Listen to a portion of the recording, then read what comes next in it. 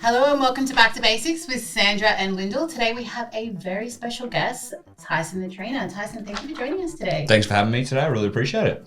Welcome. So I guess, where did I find Tyson? I found you on social, Instagram. Yep. And I really loved one time you called out, I don't know who it was, but all the models were finishing their bikini comp or something. Yeah. And there was a coach that had taken all these models on stage and then he fed them brownies afterwards. Oh, yeah. I know who you're talking about. And I was like, you called him out and then he called you out and then you're like, come on, let's go. Yeah. And we're all just sipping tea and listening to the story. I was like, this is sick. And then when we were thinking about who we wanted as our first guest, I threw you over to Lyndall. Lyndall's like, funny story. I actually used to work with him. So...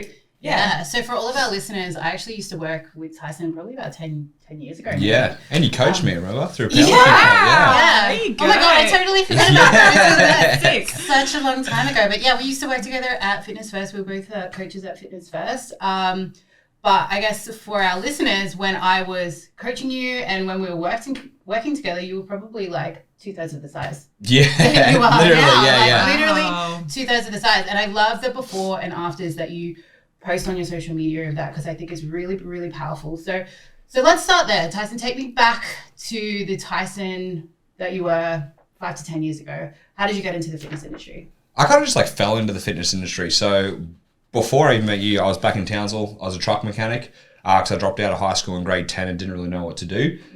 So I was like, up there, you do a trade. So I found being a truck mechanic. And 3 years in, I was like, this is the worst job I actually I've ever. can't even imagine you. Yeah. And not now too, even when I was skinny, so having to pick up these huge heavy things and just being covered in grease all the time. I'm like, nah, this is not happening. Hey. Grease under your nails. Yeah, exactly. Yeah. And then when I turned 18, I was like, I just need to leave Townsville because while I was doing that, I was kind of in drugs and stuff like that. And it was just a bad place because if you're not really doing anything there, there's not a lot there.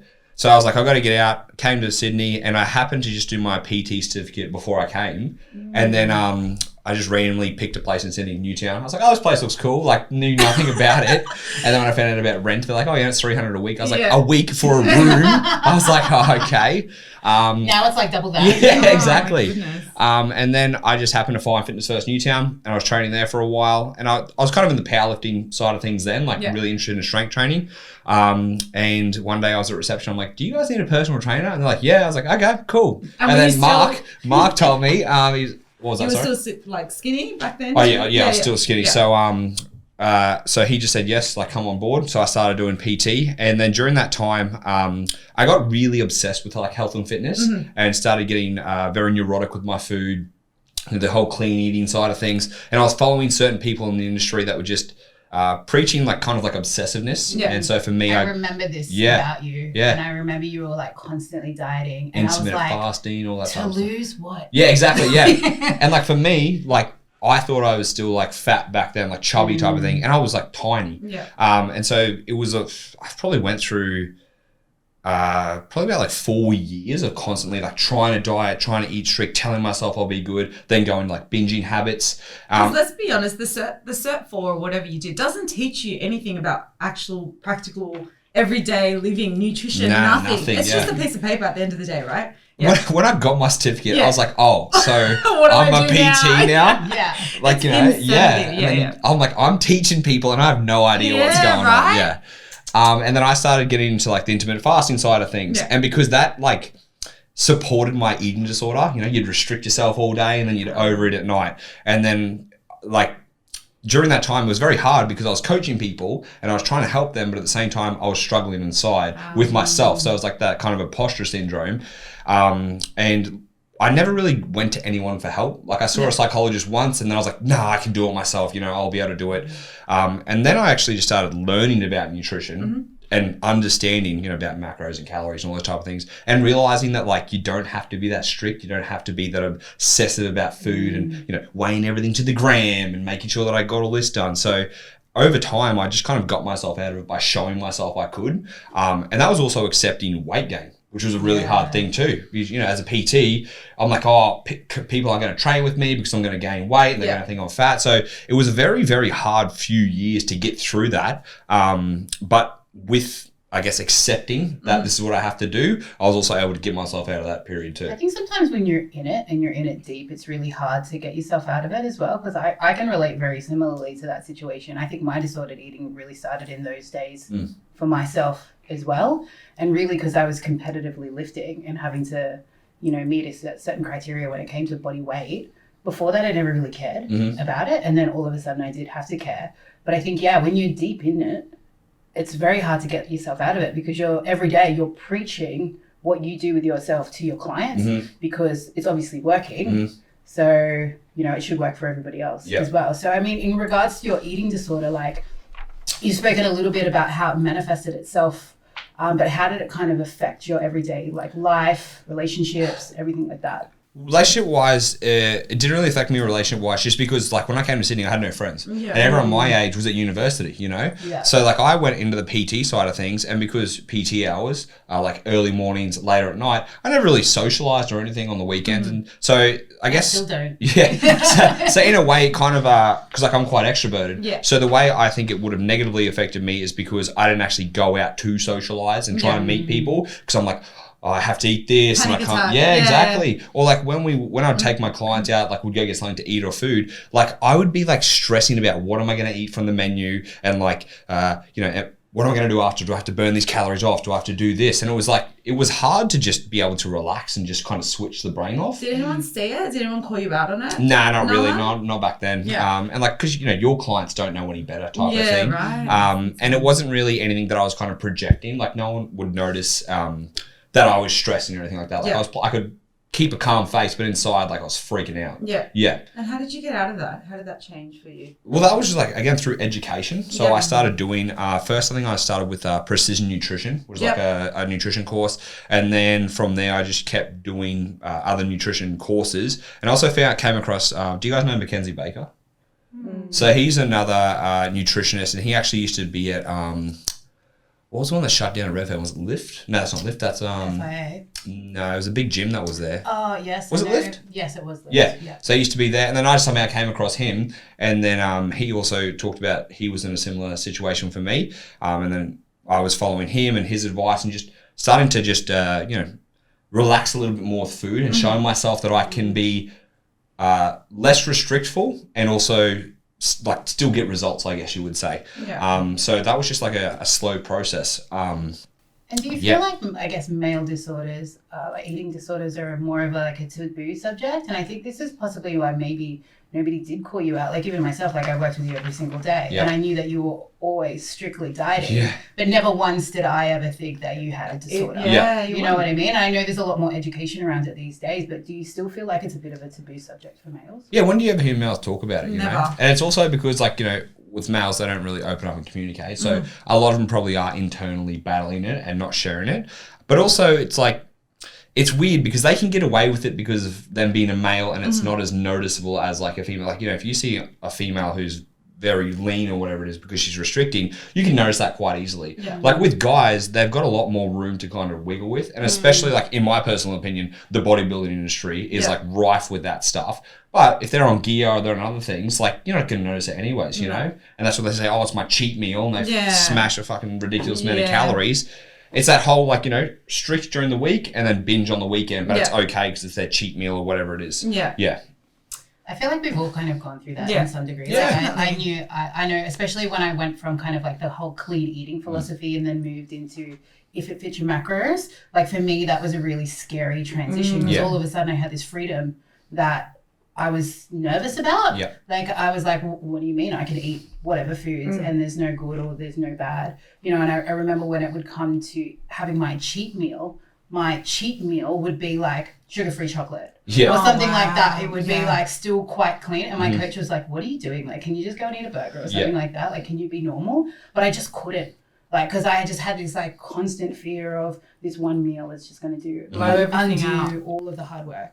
Did you feel like kind of the same? Yeah, and I think like even a lot of people that I talk to still feel like that now, you know? Like even like around Christmas time now, people stress out about that one day, and it's like, like, you know, you can eat a lot of food, but it's like you're trying to help people to understand that like the one day is not what's going to get you lean or what's going to get you overweight. It's about the other days. Yeah, it's the accumulation of everything. Yeah. But I did, obviously struggle with that. And then even my thing was when I first went to macros, because I've always had a bit of like a neuroticism and very obsessive. It was like I have 2,122 calories, Eat all those, and it's like it's not 67 grams of rice. I'll take 2 grams out. Wow, and so I was just having to really, take the reins off and just allow myself to be more flexible with that side of things. How do you, I guess, with your clients now, how do you educate them in that space? Because it's quite a hard concept to grasp. Yeah. And I know that like through my coaching as well, some of them are just so scared to go over or to eat under, and they're just so attached to those numbers. What's something that you would say to someone that's struggling with that, like being flexible? I get a lot of people to actually like, the biggest thing is like people think, okay, I'm going to do this, I'm going to gain weight, right? And like that scale might move for whatever reason it is. And so I always get them, take your measurements. I love your scale videos. Yeah.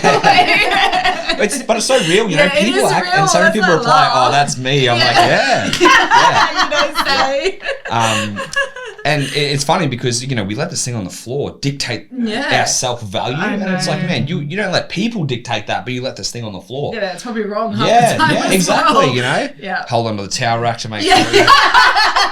My battery's running low. Yeah, my battery's slow, There's a crack in the tile. Yeah. I just remember the Simpsons episode where Homer's like gutters over the towel rack when he's weighing himself, and then he like pulls it off and the scale like shoots up. Life. Yeah. It is hilarious. Yeah. So good. So I get them to take measurements for the week before, like whenever someone starts with me, or even just someone asking me, and I say, eat a specific amount of food I'll give them. Yeah. Because I always give people more than they think they can eat, and they always freak out, like, oh, am I going to gain weight? I'm like, well, this is my job. I'm not going to make it. I'm not going to ruin myself.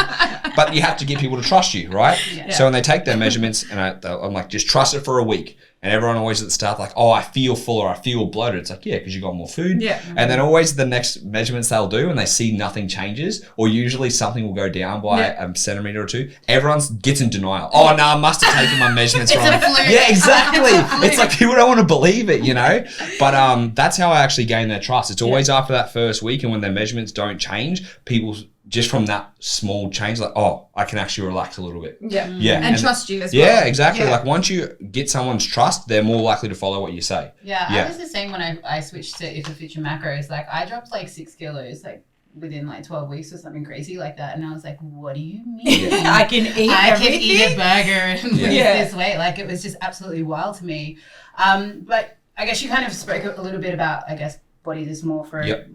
Body dysmorphia and how it manifested itself through your eating disorder. Like, did you really kind of feel a sense of pressure to look a certain way as a personal trainer? Because I know I did. Yeah, 100%. Especially when I like started, because Fitness First was my first like coaching gig. I can't imagine that culture. Managed gyms and this and that, but the gyms that I managed were bodybuilding gyms. Yeah, okay. Right, so I was constantly surrounded by people that were like jacked, dieting, like on the shred, like that's what I was surrounded with. So when I went to Fitness First, I was like a little bit bigger, like not shredded like these people. And I was like, nobody's going to want to train with me because I'm not shredded. Like I don't have a 6-pack, you know what I mean? And I had Renee actually say to me, she's got a 6-pack, right? And she's just naturally lean. Ever since I've known her, she's had a 6-pack. And she said, do you know how many people don't want to train with me because of how lean I am naturally? Yeah. Because they don't look at me and think that it's realistic. Or that you could relate to her. Yeah. And so it wasn't until I heard that I was like, that is so true. You know what I mean? But did that kind of ever... Yeah, like, and especially that was when Instagram basically started, you know? So, like, I would look at all these coaches, again, they're jacked and they're huge, and I'm like, oh, man, people aren't going to want to train with me, or, like, I must be doing something wrong because I don't look like these people. And I was always comparing myself, and the same thing in Fitness First. Or there'd be days where, you know, if I did binge and I'd come in, I'm like, oh, people are going to notice that I'm bloated today. Again, I was like 57 kilos. Like, you're not going to be able to notice anything on this kid, you know? 57 kilos is like the same. Yeah, I was about to say, on a good day. Yeah. And it was always playing in the head. But it's like, also the people we work with, like normal people, you know, they just wanted, like, especially, I don't understand, people just want to come in there to have someone to talk to have a good session, and they don't give a shit how jacked or ripped you are, you know? Like, none of my clients cared. Half my clientele just came in to have a chat with me every week. Like, they never stuck to their program, they never stuck to their nutrition, they never came to the gym outside seeing me. But because I am a good laugh. I had clients for 7 years. Like, 3 of my clients from the day I came in till the day I left. Didn't really see much change at all. They're just happy to come in, chat, and it's they like, love it. yeah. And I love that for them. Yep. You know, I love that for them. I think, you know, those connections and those relationships are really, really important. But Yeah. it's so funny how, like, our mindset takes over and we're like, what do these people think of us? Yeah. Like, literally nothing. Yeah, it's scary. Like, I still run face-to-face classes at the moment, and I still get that little hiccup when I have a new client come through, and I'm like, are they looking at me because I don't have, you know, I'm not ripped and I'm not, you know, this and that, but they're not there for that. They're there for you and the culture that you bring and the environment you have and the other women that are there. So yeah, it's wild how it's changed, and I'm glad that we've got people like us out there now that are making it okay for that to be, that no one has to be ripped to be a PT. You can educate from a space of, you know, not what you look like, but what you know. And how you make people feel too, you know? Like, I was flat out at Fitness First. Yeah. Not because I knew more about anatomy, not because I knew about more than anything, just because I could talk to people. Yeah. And people just like to, you know, they like who you are as a person. Yeah. That's why I even say to online coaches, I'm like, they don't buy the information. Because we can, as a general, you know, we all kind of know the same thing. You have to eat in a calorie deficit to lose weight. Like, it doesn't matter whose profile you go to, but it's about who are you and why am I going to buy into you as a coach? Yeah, you know? Absolutely. And I think it becomes even more important when you move your business online as well, because you don't have that face-to-face relationship, that interaction. It's a really interesting way to look at it. So I guess the change occurred for you, and correct me if I'm wrong, when you found out you had hypogonadism. How did I say it? Did I say that correctly? Yep. So I guess that was probably one of the key reasons as to why you were 57 kilos. Yeah. So I think it was kind of hand in hand, right? So basically, when I was in Fitness First, there were days, all of a sudden, I can't remember when it happened, but like I struggled to get out of bed. Like I had no energy all the time. And it's kind of like everything just like felt like it was great. And like I don't know if it was ever actually like depression type of thing, but it was just like I didn't feel like there was just kind of anything. I never really felt emotions much, really. Yeah. And I remember I was listening to a bodybuilding podcast one day, and they were talking about prep and stuff like that. And he was like, oh, you know, you're deep in prep when, you know, you stop getting erections. And then I was like, I haven't had an erection in like 3 years. And like I never even thought about it. Like, imagine that. Yeah. Imagine being a guy and realizing that. Wow. It was just so bizarre. And I was like, and then I was like, I haven't actually noticed females in about like a long time. Because I was like, I think I was like with the eating side of things and then just focusing on my business, I just kind of forgot about everything else. And I thought it was just because I was focused on that. Yeah. And then I was like, okay, something's going on because I don't have any energy. I can't seem to get out of bed or anything like that. So I went to a psychologist first because I thought I was struggling with depression. And she was asking me all these questions and she's like, you seem like you're okay. Like you seem like you're, you know, you've got a job you love, you know, you're surrounded by people. So she's like, I think it could be something else. I think you should go get your testosterone checked. And I was like, oh, okay, weird. So I went to the doctor and I argued with this doctor for about 30 minutes. And she's like, nah, you don't need it. Nah, you're a young, healthy boy. And because I was skinny, you know, she's like, you're healthy, you're young. And so I was like, look, it's my money. I'm paying for it. Like, I don't care. I just want to check. And then like 2 days later, she calls me. She's like, you need to come in. I was like, okay. This is a GP, right? And this is the problem with GPs. It's just a textbook, you know, analysis. If you look healthy, you are. Yeah. Exactly. You're 21? Nah, you don't need it. You know, whatever. Insanity. Yeah. Sorry, go. And so she came back in and she's like, straight first question, are you on steroids? And I was like, what? I was like, and she's like, yeah. And she's like, that's what I said. I was like, do I look like it? She's like, I need to know. I'm like, I would be fucking pissed if I'm on steroids and this is how I look. And she's like, well, your testosterone is less, it was like 2, right? Yeah. So which is like less than a female who's going through puberty. What? Yeah. And she's like, so I need to know what's going on. And I'm like, what the, like, why am I the problem? Exactly, yeah. I'm not the problem. Yeah. And I was like, I went off at her. So I'm like, you said you didn't want me to do these tests, blah, blah, blah. Yeah. And then so she referred me to an endocrinologist. And I was like to her, I'm never coming back to see you again. So I went and saw an endocrinologist. Yeah. Oh, I was just like so mad. I would be too, yeah. And then when I saw an endocrinologist, they had to do a few tests. So they did an MRI on my pituitary, and then they did like an ultrasound on my gonads. And they just said for some reason, there was no signal being sent back and forth. When I was younger, I think I must have been like 16, I actually rode down a bunch of stairs and the bike frame hit me about like 6 or 7 times. And like they were bruised for like 18 months. Like for 18 months. And I haven't kept going to get checked. I'm like, no, they're just bruising. And then so we don't know if it was that or it was like a combination of that and my eating disorder because it was all kind of around the same time. Yeah. So they never really kind of figured out why these signals weren't sending.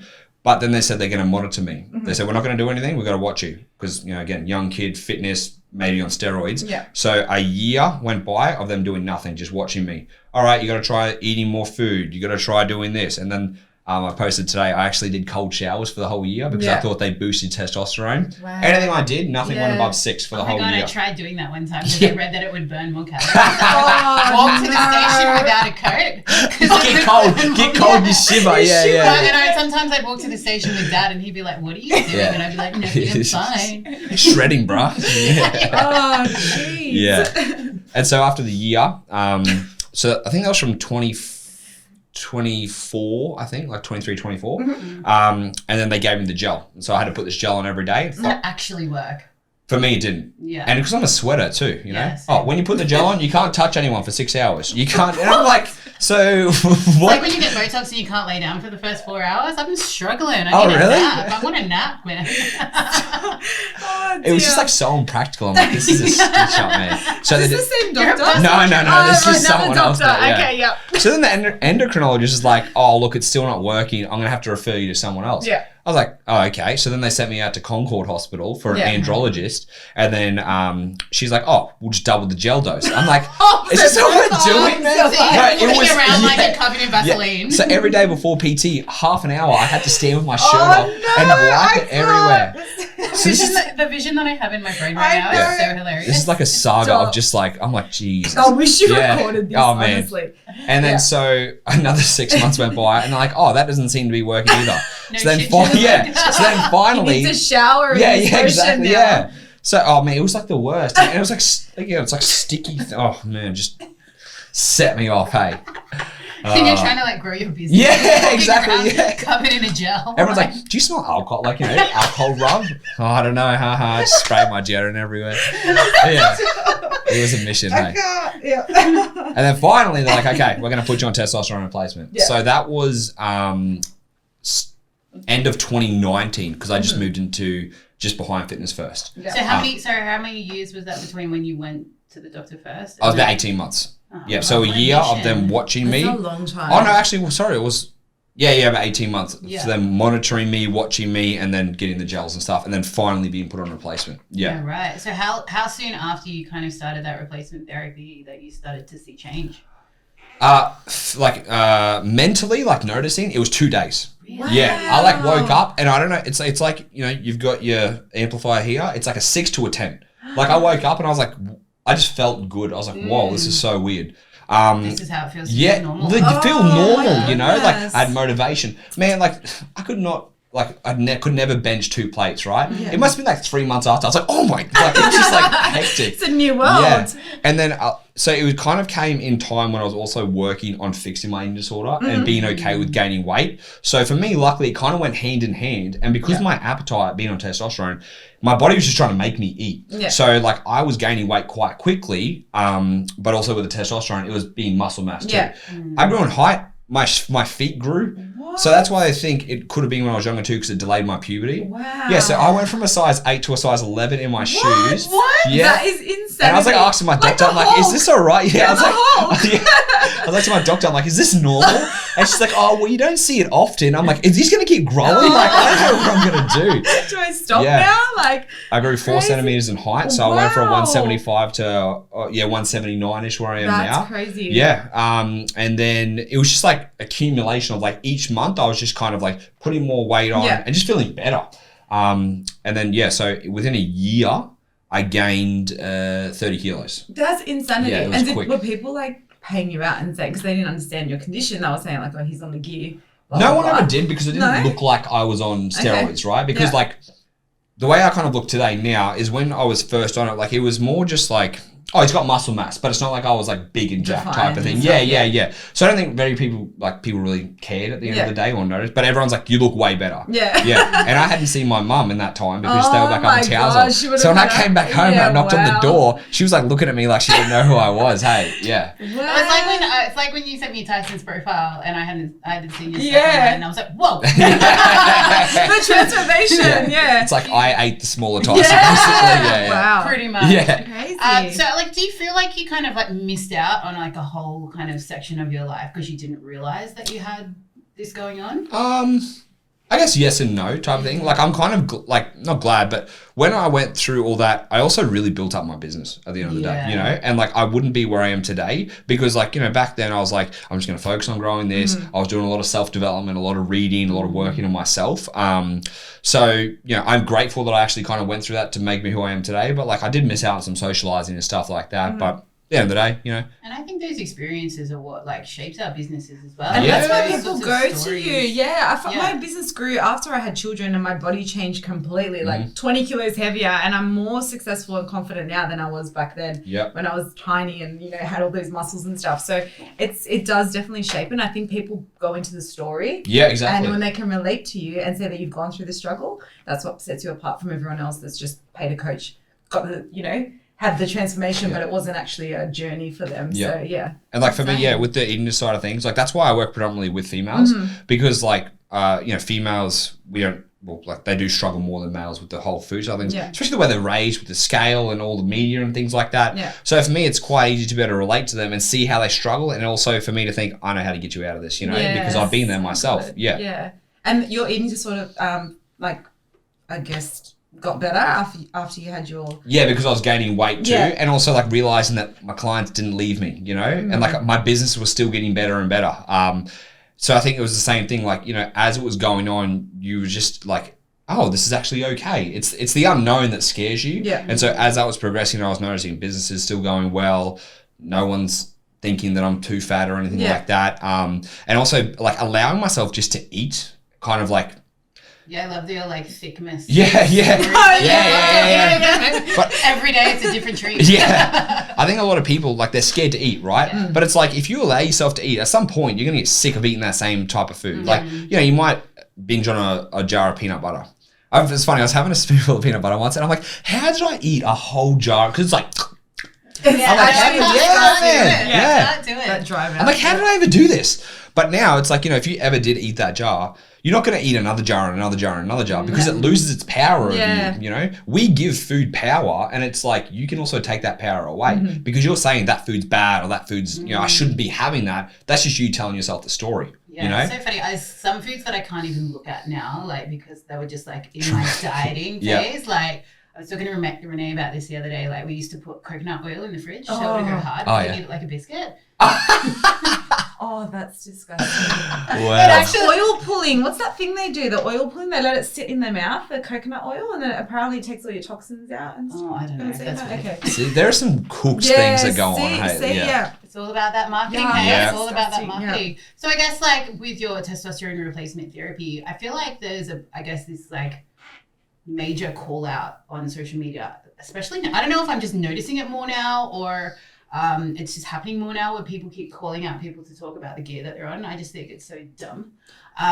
But have you ever received that? Like, people are just like, why are you taking this? Like, you're a personal trainer. I feel like it's a little bit like you're in the fitness industry and you look a certain way, but then you're also taking gear.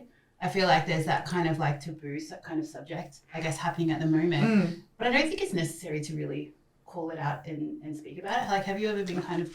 Like people, like I kind of documented my journey. Like that's like that same time as when I was working on Instagram too. So I kind of shared what was going on. And I've always been open about it type of thing. So I don't like... I've never had anyone kind of call me out. But like if I ask guys, be like, oh, bro, how do I get it? I'm like, I don't know. Have no testosterone for 3 years. And or a lot of people ask me, oh, hey, I think I have it. I'm like, well, go get checked. Like, what do you want me to do, man? Like, oh, here, let me send you some of mine. Let me fix you up. Did your balls this for like 18 months? Should have had a big like is this the color of them? Because that's what happened. But like, things like that. So people ask me, but I'm also like, people think, oh, I've got low test. I'm like, man, you don't sleep much. You eat like shit. You're doing all the wrong things. Fix that first, and then let's go and have a suss. But at the end of the day, the easy way. They do. Having to fix all of those things takes work and effort, and it's hard. They have to think about it. Where it's just like taking a supplement. It's like everyone's big on the Duromine now. Everyone I see is doctors just will give it to people, man. So I had a client of mine ask me the other day, her friend was encouraging her to take it because we're going to Fiji, and I looked at her and I said, no. And she's like, oh, okay, I said I would ask you first. I'm like, well, it's true. The GPs are just handing them out. It's insane. And the same thing like with the gastro, the surgery and stuff that people do. they like tell people to go and put on weight so they fall into the obese category. Yeah. And then they qualify for the surgery.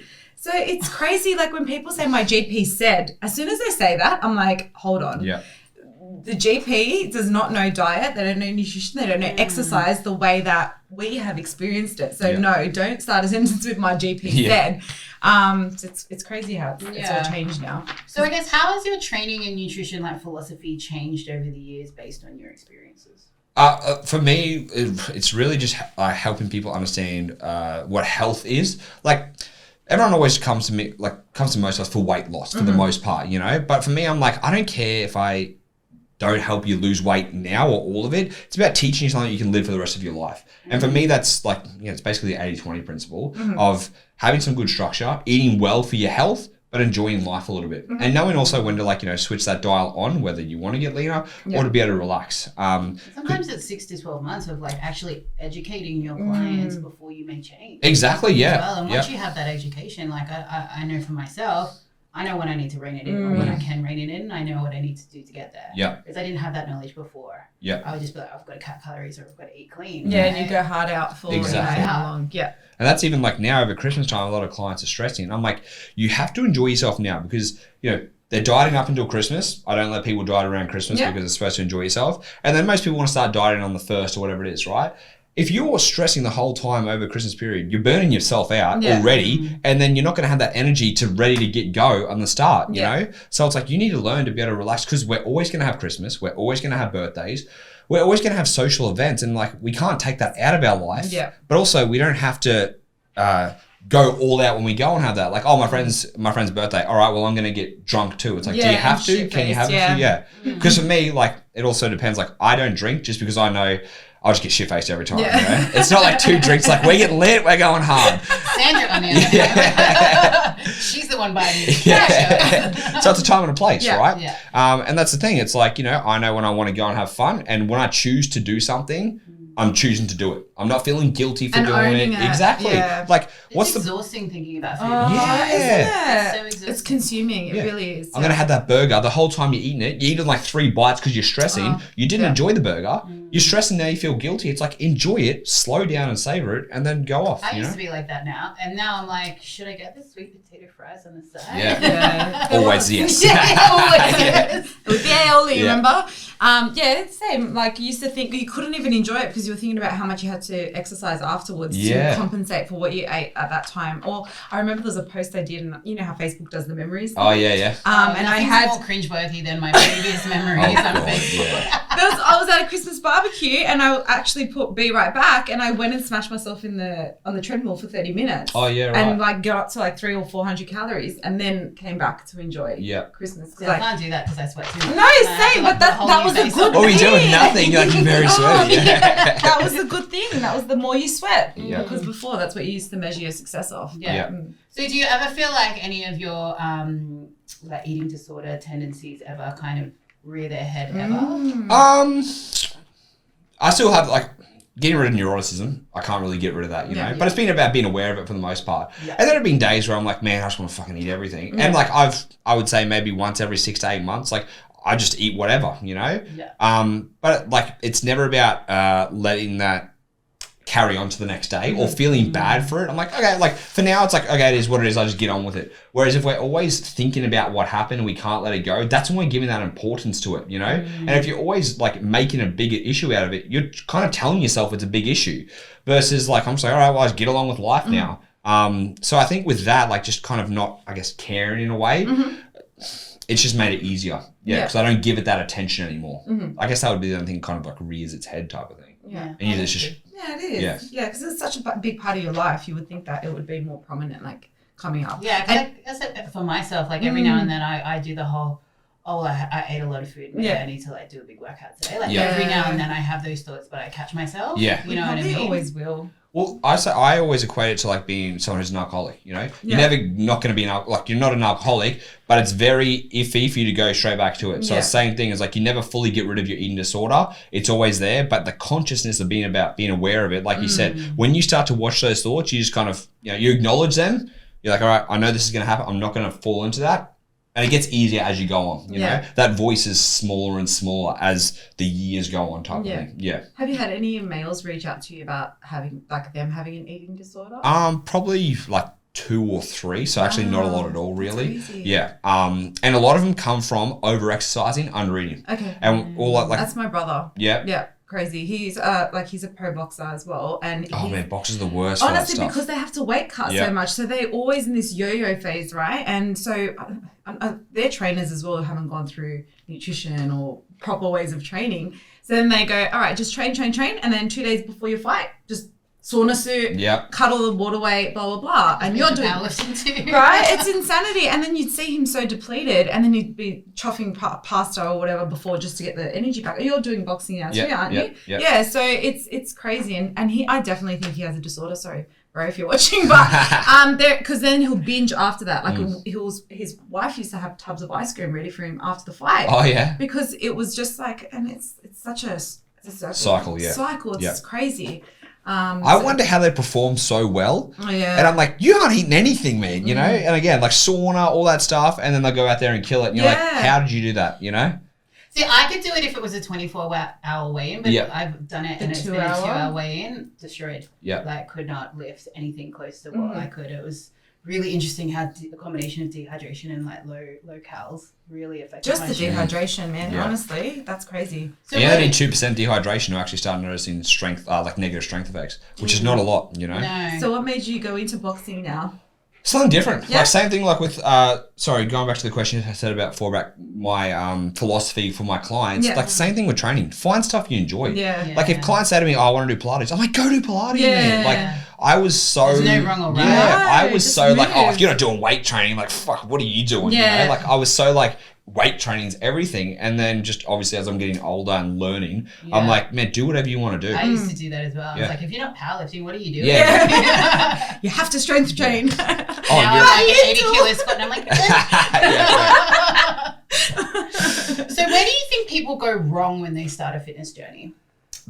People make it so hard for themselves. They want to go to the extreme, you know? It's like, I always say, like, you know, you're winning a marathon race and you're like, oh, this is too easy. I'm going to shoot myself in the foot. So it's like that mentality, you know? Like, you don't have to cut out carbs. All right, but I'm going to cut out carbs. You're like, okay. Yeah, so people just go. I saw it on TikTok though, so it must be right. Definitely. I think people, again, they just think they have to do extremes to get the results. Yeah. And people are impatient. That's the biggest thing. They want it, like, because we can get everything now, you know? Amazon, even in Australia, will deliver the same day for certain things. Love that. I love that. That was great. Yeah. I got my Amazon order delivered yesterday. It's like, I ate a salad today, but I didn't lose 3 kilos like tomorrow. It's like, well, it's a long-term thing. So for me, it's like teaching people patience, right? And I always say I relate to a career. Like if you ever decide you want to go up in a career, you're not going to rock up and be like, I'm going to be CEO on day 2 or like 3 weeks in. It's like you're in there for years working up the ladder. And it's like with your health, it's the same thing. Like your health is going to take time to build and get the results you want. So be in it for the long run because it's a part of your lifestyle, you know? It's not a 12-week shred. It's like keep it as a part of your lifestyle for the rest of your life. And it's going to ebb and flow as well. And I think you have to be okay with that as well. Like my goals have changed. And, it's not linear. You know, exactly, because you know things in my life have changed. My workload has changed. I'm now not competing. You know, I'm just training kind of for health and strength and the love of it. Yeah, and that has really changed the outcome and the results. But I'm okay with that as well. So you have to be fluid, you know? Yeah, I think it's really, really important. So I guess moving on to social media, you're obviously an online coach. Yep. What does that look? No, social media. This is a big one that we talk about, but So I mean, you're obviously an online coach. So you no longer do face-to-face. Same. And I love that you post, I guess, some quite controversial topics and things online as well. And I love that you stay true to your values, even though there's a lot of hype online and, you know, different platforms and people doing different things and everything's the truth when it's on TikTok, right? So, like how important is, you know, remaining true to yourself and your values on social media? I think it's like my number one value, you know? Like the amount of, as you get more following, you know, you get brands reaching out to you and I'm just like, every time, like, this is going to just water me down, basically. Yeah. You know, if I ever have anything tied to me, people, like, subtly, they'll think something different, you know? Like, I'll recommend things without a link to get paid for or anything like that. Just because at the end of the day, like, I'm not here to make money off recommending other things. I'm here to make money as my coaching, but also, like, I just want to help people out. Yeah. And so for me, it's like, what's the point in trying to make an extra $10 from a kickback on a protein sale when I could just, you know, stay true to me and still make good money doing coaching instead? Like, people are just, everyone wants money, basically, you know, for the most part, and they want it quick. Again, it's the same thing. Like, clients want to lose weight quick, coaches want to make money quick, or whatever, or influencers or whatever they want to be. I think also for me, I'm like, I'm just not materialistic. I'm like, I don't give a fuck. Like, yeah, really. I actually had a brand reach out to me recently that they do vegan protein. Oh yeah. Oh Which my is God, fine, imagine. but like, I mean, I'm not a vegan. Yeah. You know, no hate to anyone that is. Like, I would definitely always recommend a protein powder to my vegan clients because it's an easier way for them to get protein. But I'm not vegan, and I think a lot of vegan protein powders taste like flour. Yeah. So I'm not going to represent your brand because I'm not really going to use your product, and I'm not going to fake it for my followers. Yeah. And I think a lot of people do that. They do, 100%. You know? Oh, it's great. You're like, all right, you sure about that? The greens powder. What's with the girls drinking the greens powder? I'm like, that's disgusting. Like us. Like, how do you? Nah. When companies are like, I want to send you something, I'm just like, yeah, you can, but I'm going to give an honest review. Like, you know, I'm like, if it's shit, I'll tell you shit. Reviews, by the way. Kellogg's sponsor me. That's they're the only people I'll take as a sponsorship. I love it. Serial killer. That's good. You've got t-shirts, right? Yeah. Cool. And that was also, I guess, like teaching people that you can just have certain things. Like for me, I'm like, I have a bowl of cereal. Yeah, I know. Yeah. Everyone's got a cereal. You That's know? right. I Yeah. actually don't eat cereal. All right. Wow. Missed that everyone except childhood. I've got some oats. Who hurt 'cause you? I can. Yeah, who hurt you, Lyndall? I just don't. I'm not, no hate towards it. Have you tried it? Yeah. Do you, Cocoa Pops? No? Yeah, of course. Okay. We've all had Cocoa But you Pops don't with rice like it. bubbles. Yeah. I just don't really. Okay, I cool. just don't Yeah, really. yeah. All good, Tyson. Yeah. So let's continue. Wow. Suck the Michael. Yeah, cool. All right. So how important is confidence and consistency when it comes to, you know, a fitness program? A fitness program? Yeah. Like confidence in a fitness program? Or nutrition as well, I guess. You know, like self-esteem. You know, all of those things. Like, how does that, you know, equate to, you know, someone being consistent when following a fitness or a nutrition program? Oh, well, I think like consistency is like the key, right? Yeah. Like I always say, a perfect plan that's not followed is wasteful. Yeah. It's like, you know, a suboptimal plan that people can follow is the most important thing. So it's always matching it to your lifestyle, kind of like what you talked about before. You know, everyone's going to be in a certain lifestyle. You have kids, you know, we don't have kids, so we have more flexibility. So it's like I've got dogs. You got dogs, you know, I got cats, cat dad. Much more stressful than kids, I might tell you that. Some days. Yeah. Some days. And so like, you know, like I always think like, I'm trying to promote this thing. It's called good enough at the moment, right? Like, what can you do that's good enough? You never have to be perfect because people go the all or nothing mentality. Oh, I can't do my 60-minute session. Might as well not go to the gym. I'm like, I used to think like that. Yeah, same. I had to do 30 minutes on the treadmill. It didn't count. The outcome, you had to have that massive outcome. Yeah. And so it's about people like just do good enough, you know? If you can only do 30 minutes today, bloody oath, you know? If you can't do all your steps but you get half of it, you did something. It's like that 20 rule. Yeah, exactly. Pretty much. Like, do whatever you can on the day. You know, you might be traveling the airport. So for me, when I'm in the airport, I just go for a walk around the airport. Yeah. It's like, you know, you're waiting for ages. Yeah. And I'm like, oh, I didn't get my 12,000 steps today, but I got 5,000. So it's better than nothing. I just walk to the bar. Yeah. When I'm at the airport. Your reps. The rules of society don't exist. Yeah. No, but it's true though. Like when I was powerlifting, my sessions would be like 2 hours. Yep. And I had to get all of the reps, all of the sets, all of the exercises in. Now I'm honestly in and out of the gym in like 45, 50 minutes. Yeah, same. That's just So what much my more. schedule will allow. So much better. And I feel so much better for it because I'm not sitting around having 10 minutes rest, burning like 2 calories. Yep. Like I'm actually just in and out and just more efficient with my time because I just don't have the time. Yeah. But I'm also okay with that. You know, I'm also okay with that change. Yep. So It's not about the minutes, it's what you're doing in there, right? Exactly. Yeah. Like you can smash a hard half an hour workout if you wanted to. If you wanted to, Yeah. you know? And I think with that too, it's like, because the all or nothing mentality, it's like a lazy mentality. oh, no, I'm not going to do anything if I can't do it all. And it's like, it gives you a kind of get out of jail free card. Yeah, they do. And they're comfortable with that too. Well, that's, I'll start again Monday, or I'll start again Monday. It's like, it's Tuesday. And you're going to wait another week to start again. I used to do that though. I'd be like, oh, my client's getting here in 50 minutes. I won't have time for a workout. Yeah. I'll have to do it later this afternoon when I've got like a 2-hour gap. Like that would be my mentality. Whereas now I'm like, I'll just walk around the block. Yeah, legit. I'll just go for a walking to do something. Yeah. Yeah, absolutely. So, I mean, how can people develop like better self-confidence and better self-esteem, and like how can this kind of help them on their journey? Oh, a good question. I think developing confidence, self-esteem is always going slightly outside of your comfort zone. You know, finding like, it's like tiptoeing just outside of that comfort zone to try something different. So everyone thinks I'm quite confident on camera. I'm always talking into the phone and stuff like that. But back in the day, like I used to be so scared to record in the gym because I thought all the other PTs were like, what's he doing? You know? And like I'd have that internal stress. But also before that, I used to just record myself every day and talk to a phone and not post it anywhere. It was about just practicing. And now I can walk outside when people are looking at me and I'm walking down the phone and like I don't care about what anyone else thinks. But it took time to be able to develop that. It was like, going from my house to going to the gym to then doing it in front of a few people when there are members around and then being able to just do it whenever. So with the confidence, it's like think about what kind of scares you a little bit and like what can you do like that one little thing to just step outside of that comfort zone. Because again, it's not about like, it's a bit, kind of like 1% better rule, you know? It's not about being 100% better tomorrow. It's about how are you a little bit better so then in a year's time you do have that confidence or you do have that high self-esteem. It's even like posting stuff on social media, which you mentioned.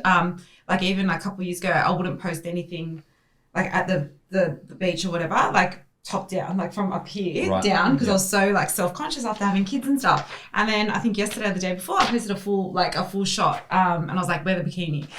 So it's like you just keep practicing and keep stepping outside a little bit, and people appreciate it. Like the amount of people that message me as to like, oh my God, yes, like, I'm going to do that too. Thank you for sending out that message, blah, blah, blah. Because you don't have to be perfect to put it out there. Exactly. And the more you show that, the more people will. It's like you're spreading the good vibes as well. And relatable. You know? Totally relatable. It's just, like I think everyone is worthy, and it's about being okay with, taking up space. Like you're allowed to take up space, and it's fine. Like you just do you. Like people are going to judge you regardless. You know what I mean? It's how you react to that. That makes the difference. Like I used to really be nervous about what people would think of me. And how I looked, and did I look skinny enough? And I would only post the photo online that I looked the skinniest. And I don't give a fuck. Yeah, you do the camel toe pictures and everything. I know. She's taking me a photo shoot last weekend, and like 98% of the photos, I've got this massive camel toe, and she didn't even tell me. That's what friends are for.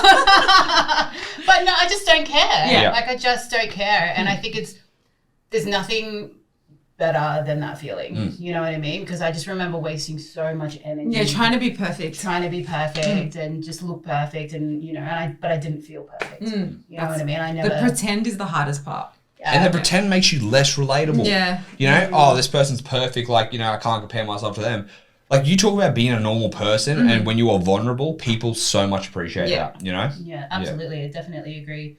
So what's one piece of advice that you can give to anyone that is like struggling with body dysmorphia or an eating disorder? Get help, I would say. Like the biggest thing I wish I did was go and see someone because it's hard to suffer in silence, and it's also hard to get through something yourself that you've never really experienced. Like you're going through this, but you haven't had that experience before, where you can go and get help from someone who they may have been through that before, or they know how to get you out of that space.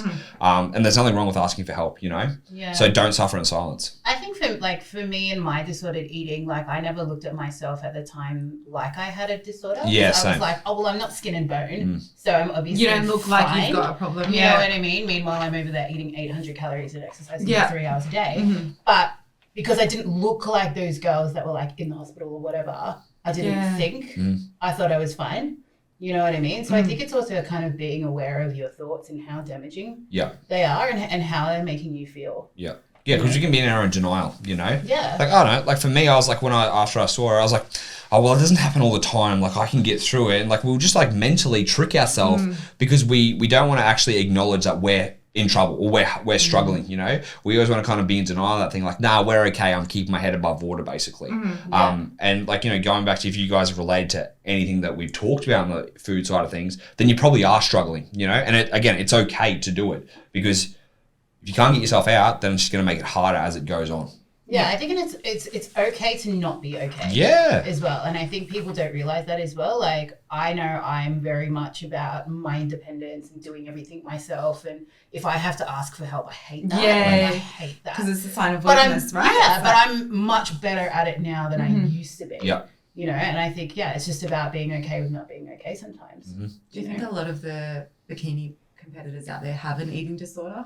Yes. It's a glorified eating disorder. Yeah, it really is. You know, you starve yourself for this amount of weeks, then what do? You binge straight after. And it's funny because everyone gets upset when I call that out. Yet when we look at someone who's obese and they've lost all the weight, you don't say, good job, I'm going to go buy you pizza right now. Yeah. You don't do that. No, you know? You don't. And it's the same thing with them. And like they're in a way more deprived state, but it's what everyone does. So it's normal. Exactly. And bikinis. Yeah, and they're selling it now. Yeah. And it's normalized because everyone around you does it, you know, when they're in their little clique, they don't see anything else. Has anyone come to you for bikini I get coaching? heaps, yeah. Yeah, and what do you say? Oh, for bikini coaching? Yeah. Sorry? No. But I get a lot of comp because a lot of people who do comp prep follow me.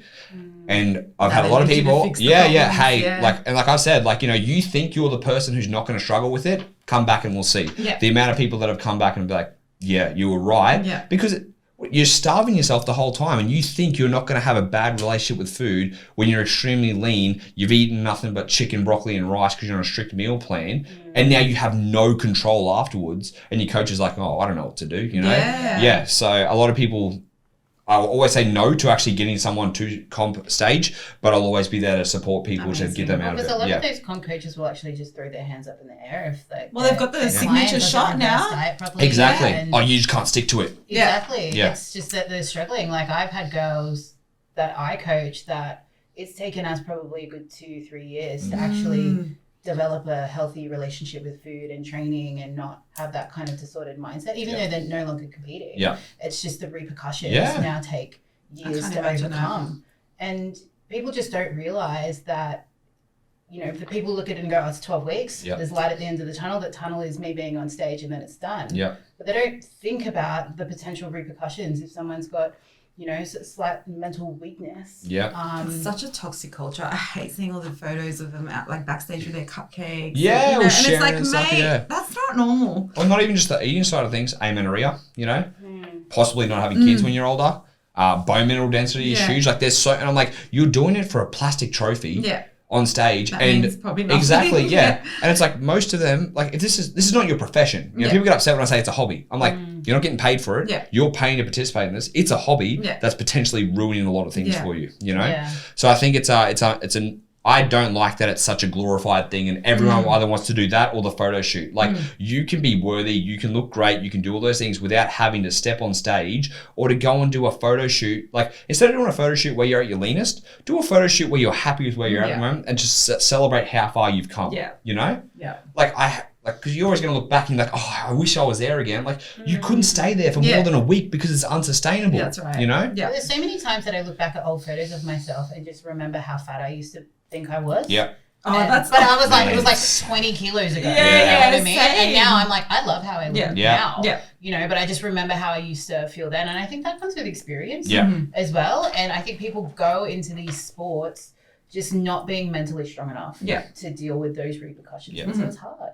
Yeah. On Christmas, someone took a bad photo of me and I had like this little pocket of arm fat that was just like, so it's like stuck. Years ago, I would have been like, oh shit, like I've got like what's wrong with my arm? You would have beaten yourself up. Yeah, I would have beaten myself up. I would have been like, do not post that photo. But I was like, it's just a weird angle. Like bodies move. Bodies move and you caught me at the wrong time. Yeah. Or yesterday there's a bit of cellulite and I was like, I'm so glad I don't know how to edit photos. That was the one best thing that I have. I'm like, well, I got to just put this up because I didn't know how to edit. And I'm like, well, that's kind of blessing in disguise. Yeah. Yeah, absolutely. So I guess like to wrap things up, like what's next for Tyson the Trainer? Probably going to keep pushing this whole like good enough thing for coming 2023, just to show people like you don't have to train 5 days a week. You don't have to spend hours in the gym. Like good enough to be healthy, basically, is what I want to be pushing. And just just trying to keep doing what I'm doing. Like people say, what are you going to be doing 10 years time? Like, I hope I'm doing this. I hope I'm still coaching people, teaching them how to be better, just on hopefully a bigger platform. Hopefully having a good time whilst doing it, right? And eating Thickness every year. Having the best Thickness. Love your stuff, Tyson. Love your stuff. Definitely. Well, thank you for tuning in today. We will pop Tyson the Trainer's links down the bottom, so please feel free to follow him. If you did like today's podcast, please take a screenshot and tag us all. We would love to see that you love watching us. Until next time.